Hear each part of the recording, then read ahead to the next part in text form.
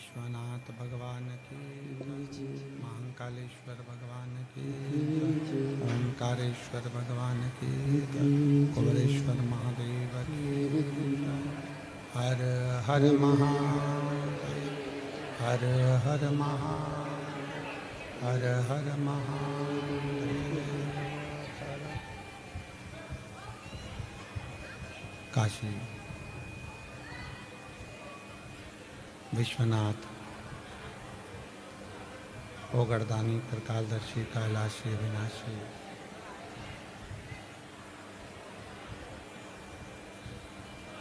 भगवान शिव,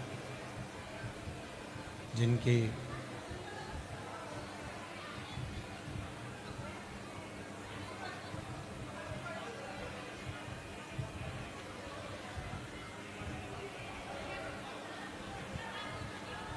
पुनीत पावन पवित्र शिव महापुराण की कथा भगवान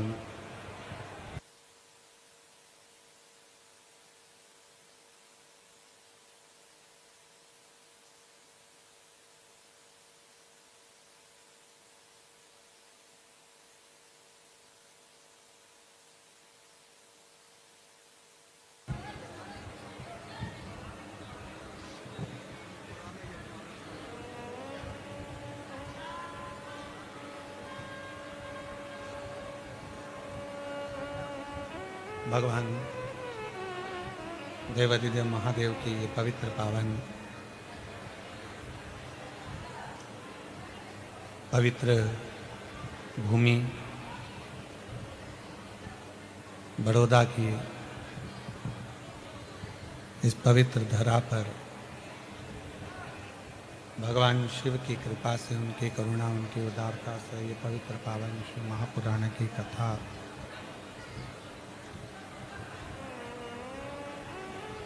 भगवान शिव की ही कृपा से, उनकी उदारता से यहाँ पर प्रारंभ हुई है। आप और हम सभी भाग्यशाली हैं जो ये पवित्र पावन शिव महापुराण की कथा भगवान शिव की ही कृपा से, करुणा से, उनकी उदारता से श्रवण करने का सौभाग्य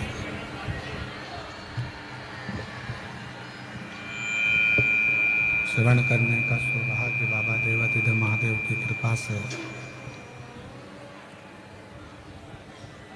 बड़ौदा की पवित्र भूमि पर प्राप्त हुआ है। ये पवित्र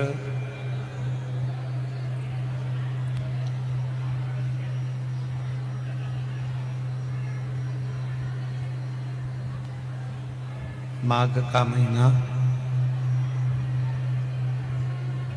जिसमें गुजरात के पवित्र भूमि पर भगवान शिव की ये पवित्र धरा पर शिव महापुराण की कथा श्रवण करने का सौभाग्य प्राप्त हुआ है। आप और हम सभी भाग्यशाली हैं जो ये पवित्र पावन कथा श्रवण कर अपने जीवन को धन्य बना रहे हैं, सार्थक बना रहे हैं। शंभो शंभो शंभो शंभो शंभो। भगवान शिव की यह पवित्र कथा श्रवण कर अपने जीवन को सार्थक बना रहे हैं।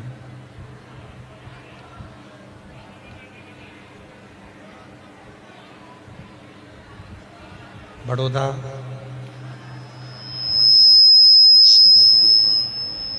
गुजरात की ये पवित्र पावन भूमि,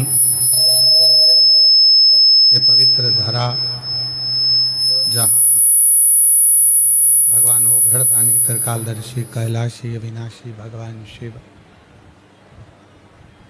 भगवान ओघड़दानी, भगवान शंकर, डीले कम कर दो, आवाज़ क्लियर करो, प्रेशर खोलो, बाहर का अंदर का सभी जगह का।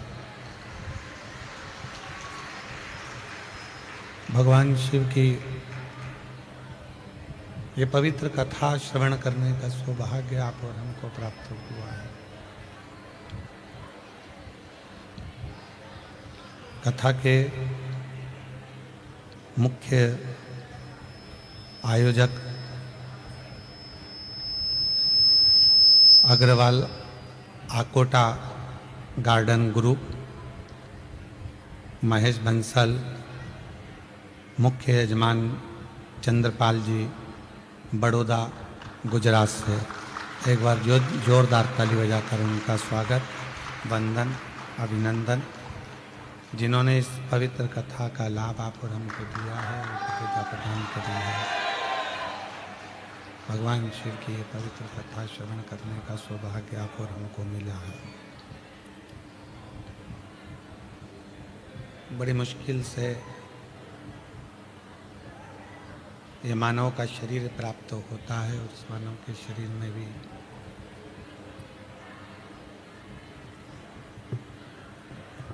भगवान शिव की यह पवित्र कथा आप और हमको प्राप्त होती है।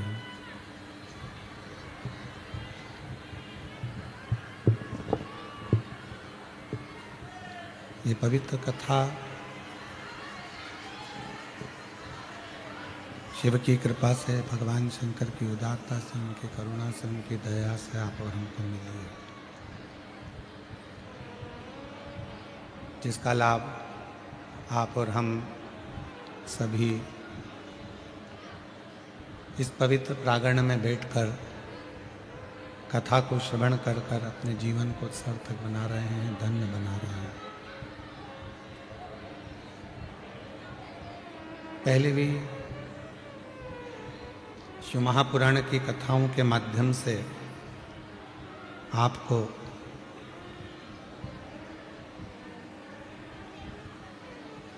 ये स्पष्ट किया गया कि ये शरीर अगर कहीं भगवान शिव की कृपा से प्राप्त हुआ है, भगवान शंकर की करुणा से मिला है,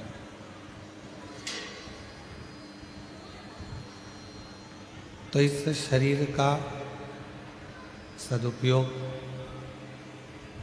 भगवान शिव की पवित्र कथा में जरूर करना चाहिए।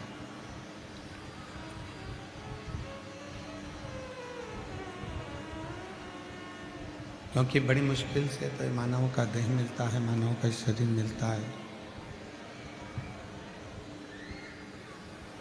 और यदि इस शरीर को हमने यूं ही व्यर्थ गवा दिया तो इसकी कोई फिर मूलता नहीं रहती।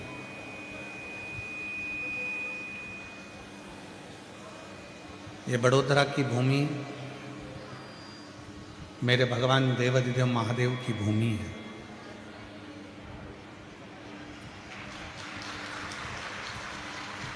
ये बड़ोदरा की धरा, अंदर के स्पीकर कुछ नहीं चल रहे हैं।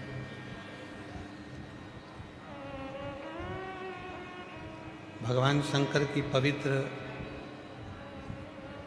शिव भक्ति की भूमि है, और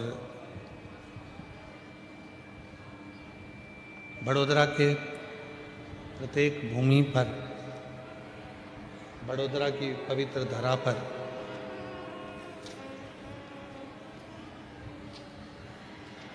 यदि हम बड़ोदरा के आसपास के पूरे क्षेत्र को देखें, बड़ोदरा के पूरे क्षेत्र को यदि हम देखें तो बड़ोदरा की पूरी चारों तरफ के क्षेत्र में भगवान शंकर, भगवान देवाधिदेव महादेव विराजमान हैं। कहीं नवनाथ महादेव के रूप में,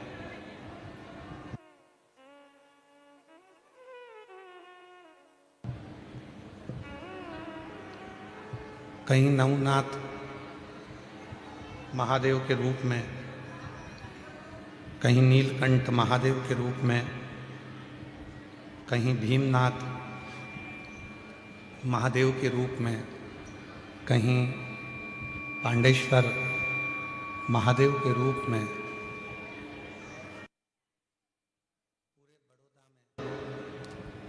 चारों तरफ भगवान देवाधिदेव महादेव बड़ौदा की रक्षा के लिए विराजमान।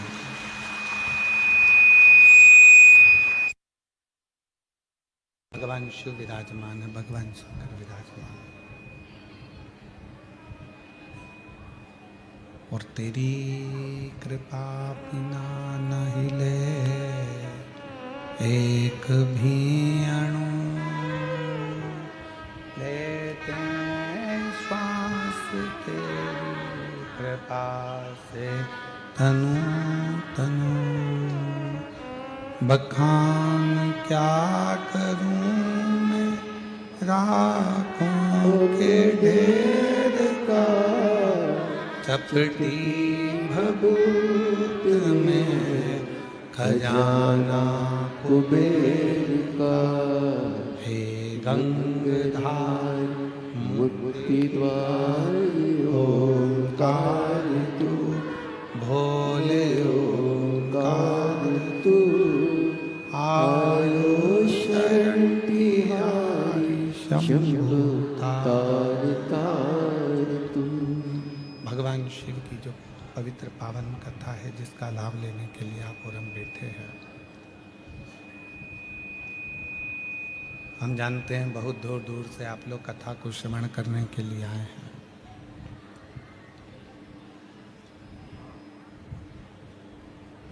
और इस पवित्र कथा को यदि एक क्षण की भी,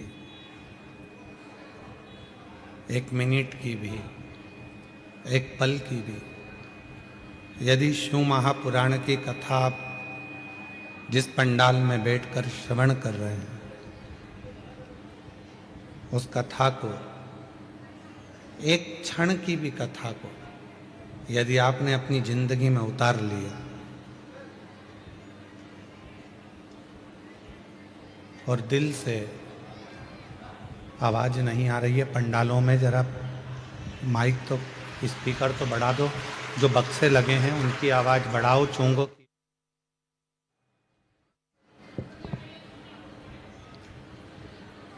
भगवान शिव की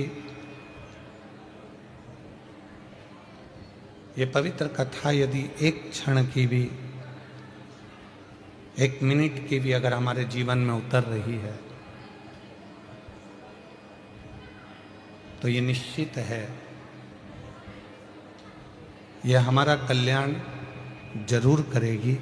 और जिस कामना के लिए हम कथा को श्रवण करने आए हैं, बाबा देव अधिदेव महादेव हमारी झोली खुशियों से जरूर भरेगा, ये निश्चित है।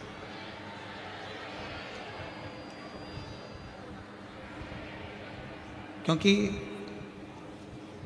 शिव महापुराण की कथा भक्ति भी देती है और मुक्ति भी देती है।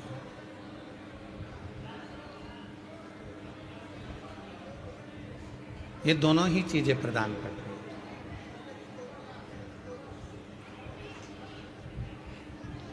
जो भक्ति के लिए श्रवण करता है उसको भक्ति देती है, जो मुक्ति के लिए श्रवण करता है उसको मुक्ति देती है।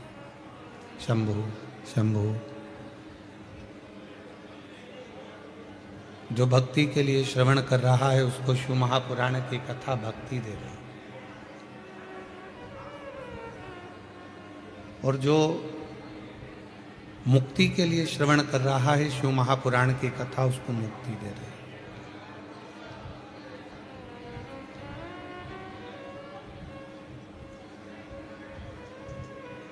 कई कई शिव महापुराण की कथा में ऐसे भी शिव भक्त आते हैं, भगवान शंकर से अपने मन की बात कहकर, भगवान शिव को अपनी स्तुति कहकर, भगवान शंकर को अपने हृदय की बात कहकर, भगवान शंकर को अपने मन की बात कहकर, भगवान शिव को अपने हृदय की बात कहकर उनको रिझाना चाहते हैं।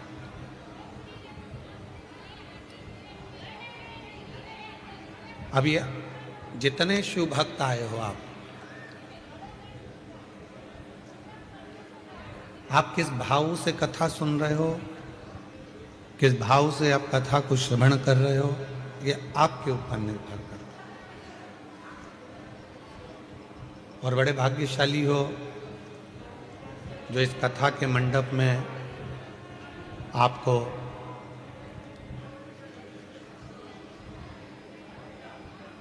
संतों में श्रेष्ठ आनंद सुख देने वाले, हमेशा जिनके चेहरे पर मुस्कुराहट रहती है, प्रसन्नता उनके चेहरे पर बनी रहती है, ऐसे संत शिरोमणि फ्लाइट बाबा हमारे बीच में है। एक बार जोरदार ताली बजाकर उनका साधुवाद, वंदन, अभिनंदन।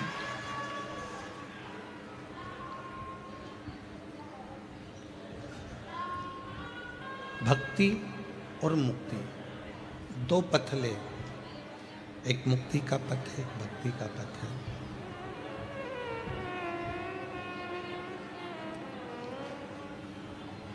शिव पुराण की कथा कहती है कि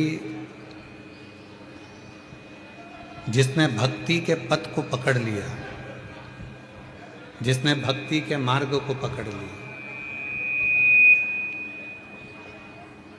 जिसने अविरल भक्ति को अपने जीवन में उतार लिया, जिसने भक्ति को अपनी जिंदगी में धारण कर लिया, फिर उसको मुक्ति नहीं ढूंढना पड़ती।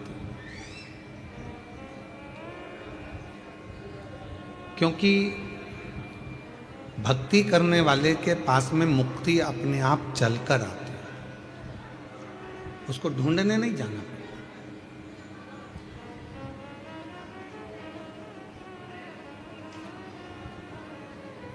कई लोग कह देते हैं गुरुजी हमारे सिर पे हाथ रख दो, हमारा कल्याण हो जाएगा।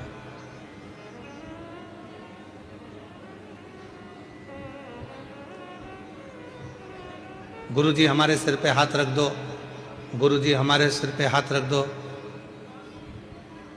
हम तो गुरुजी से भी कहते हैं तुम अपने सिर पे खुद हाथ रख लो।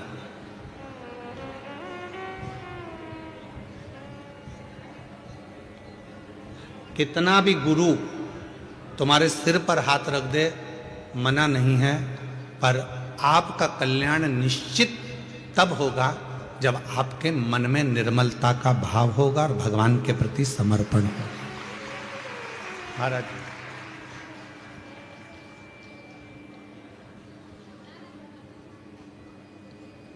मन चंगा तो कठोते में गंगा, और यदि मन ही चंगा नहीं है, मन में ही भेद पड़ा हुआ है, मन में ही कहीं ना कहीं बैरभाव पड़ा हुआ है, मन में ही द्वेष भाव पड़ा हुआ है, तो फिर परमात्मा कैसे मिले?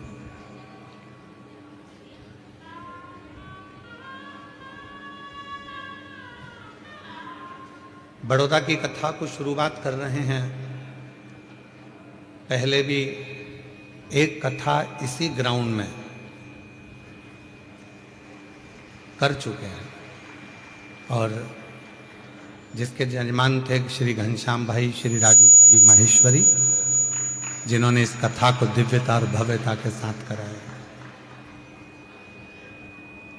और आज ये कथा दूसरी बार अग्रवाल आकोटा गार्डन ग्रुप महेश बंसल जी, मुख्य यजमान चंद्रपाल जी बड़ौदा गुजरात से, उनके माध्यम से ये कथा प्रारंभ हो गई। मतलब देखा जाए तो बड़ौदा वालों के भाग्य तो बहुत प्रबल हैं, ये एक लोटा जल से शंकर जी को जल्दी प्रसन्न कर लेते हैं। और शिव जी इनकी सुनते बहुत हैं। मतलब निश्चित हो गया है कि शंकर भगवान की कृपा गुजरात वालों पर, जब तो मेरे शिव जी दो दो ज्योतिर्लिंग के रूप में गुजरात में विराजमान है। एक सोमनाथ जी और नागेश्वर नाथ जी दोनों बैठे, और पूरे गुजरात में, पूरे गुजरात की धरा को अगर कहीं से भी जाकर देखोगे, कहीं से भी दर्शन करोगे, कहीं से भी निवेदन करोगे, कहीं पर भी जाकर गुजरात की भूमि का दर्शन करोगे, तो ऐसी कोई भूमि नहीं है जहां पर भगवान शंकर का शिवलिंग, प्राचीन शिवलिंग धरा पर ना हो। अपने बड़ौदा में भी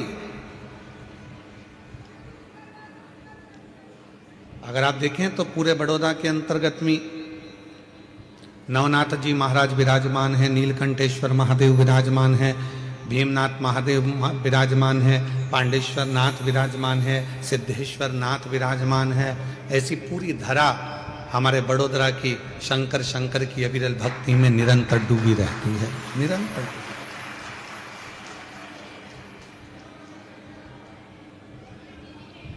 अब क्या चाहिए? बड़ोदरा वालों को तो कहा, जब शंकर भगवान आपकी भूमि पर विराजमान है, जब शिवजी आपकी धरा पर विराजमान है, जब भगवान देवादिदेव महादेव आपकी पवित्र धरा पर विराजमान है, तो आपके भीतर शिव भक्ति को प्रकट करिए, आपके भीतर शंकर की अविरल भक्ति को प्रकट करिए।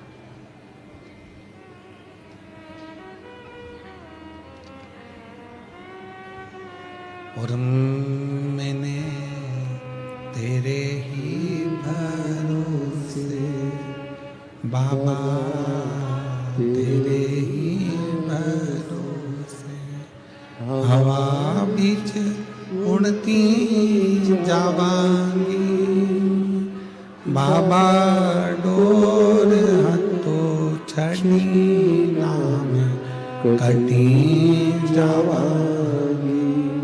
भोले मैं तेरी पतंग, शंभो मैं तेरी पतंग, हवा बीच उड़ती जावांगी बाबा, डोर तो छड़ी नाम कटी जावांगी।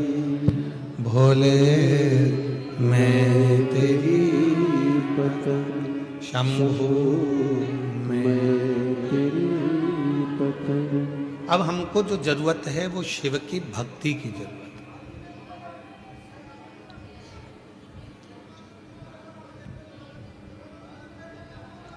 देवराज नाम का ब्राह्मण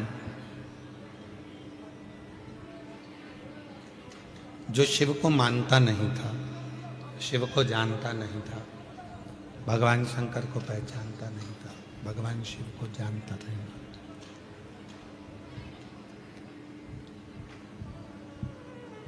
ब्राह्मण के घर में उसका जन्म हो गया, ब्राह्मण के कुल में वो जन्मा, ब्राह्मण के घर में उसका जन्म हुआ,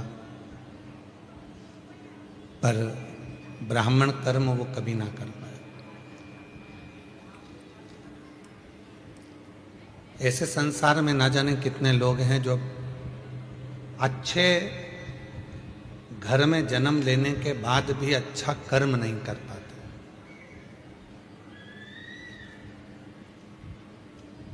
क्योंकि दुनिया की जो सोच है वह बड़ी विचित्र हो गई।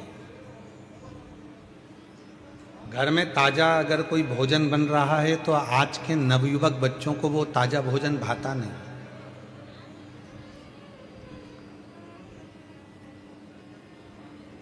घर में अच्छा पकवान बन रहा है, घर के अंदर अच्छा भोजन बन रहा है, तो घर के लोगों को, घर में रहने वाले नवयुवक बच्चों को, बेटाओं को, घर की बहुओं को, घर की बेटियों को, घर के पोते को, घर की पोतियों को वो भोजन भाता नहीं। और उनको जो डब्बे में 15 दिन का पैक है, पॉलीथीन में 25 दिन का पैक है, 1 महीने का पैक है, ना जाने कितने कितने दिन की पैकिंग का भोजन वो बाजार में बिक रहा है। पर आज के नवयुवक बच्चों को घर का ताजा भोजन नहीं भाता, ना जाने वो बासी भोजन से कैसा प्यार हो गया कि लोगों को वो बासी भोजन ही श्रेष्ठ लगता।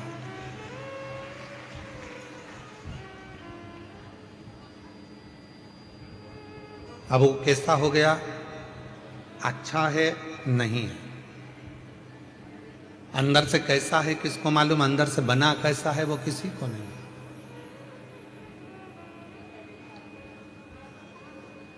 हम कई बार दूसरों को देखते हैं कि वो बताओ कितना वो कचरा खा रहा था, वो कचरा सेवन कर रहा था, वो कचरा खा रहा था, पर हम अपने आप को ना देखें कि हम भी तो कभी कभी कोई ऐसा भोजन ग्रहण कर लेते हैं वो कचरे से भी बदतर होता है।